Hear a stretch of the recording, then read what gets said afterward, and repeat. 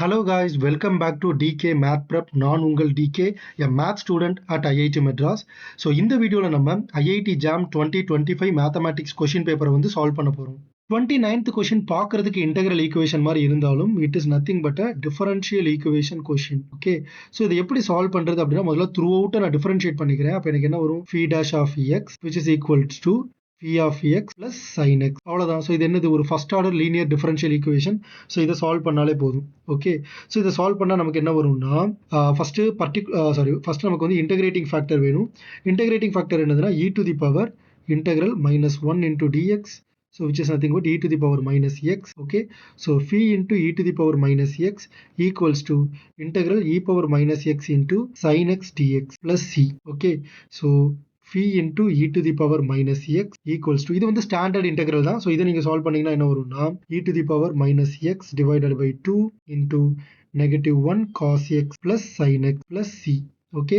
So throughout நான் என்ன பண்ணிக்கிறேன் e power x ஆல் மல்டிப்ளை பண்ணிக்கிறேன். So phi is equal to 1 by 2 into sin x minus cos x plus c into e to the power x. Okay. So இப்போ நான் என்ன பண்ணிக்கிறேன் கொஸ்டின்ல என்ன கொடுத்துருக்காங்கன்னா இந்த ஒரு ரிலேஷன் கொடுத்துருக்காங்க. இதுல இருந்து தான் நம்ம வந்து ஈக்குவேஷனாவே சேஞ்ச் பண்ணுவோம். ஸோ இந்த இடத்துல எக்ஸுக்கு பதிலாக 0 போட்டால் என்ன வரும்னு பாருங்க. ஸோ இந்த இடத்துல நான் அப்படியே எக்ஸுக்கு பதிலாக 0ன்னு போடுறேன்.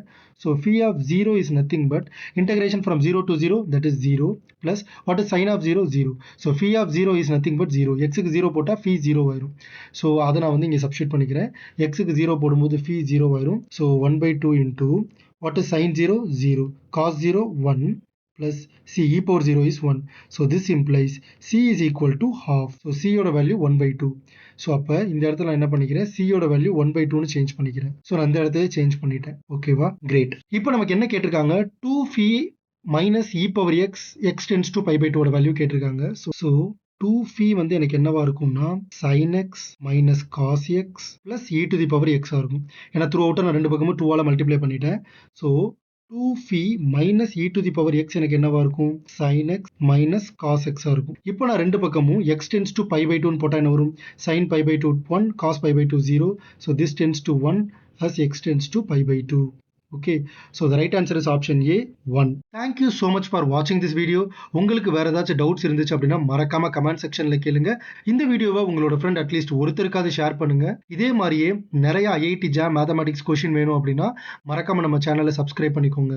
ரிமெம்பர் மேக்ஸ் கொஞ்சம் டஃப் தான், but it is not impossible. தட்டி விடுறா பார்த்துக்கலாம்.